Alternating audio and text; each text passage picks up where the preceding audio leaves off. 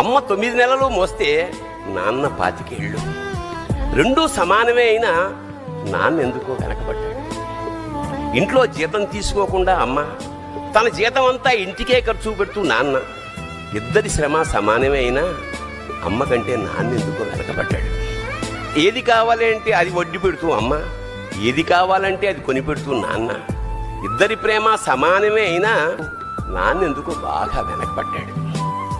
ఫోన్లోనూ అమ్మ పేరే, దెబ్బ తగిలినప్పుడు అమ్మ అని పిలవడే, అవసరం వచ్చినప్పుడు తప్ప మిగతా అప్పుడు గుర్తురానందుకు నాన్న ఎప్పుడైనా బాధపడ్డా?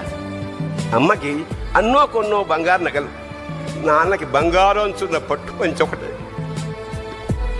నాన్న ఇలా వెనకబడిపోవడానికి కారణం ఆయన మా అందరికీ వెన్నెముక కావడమే.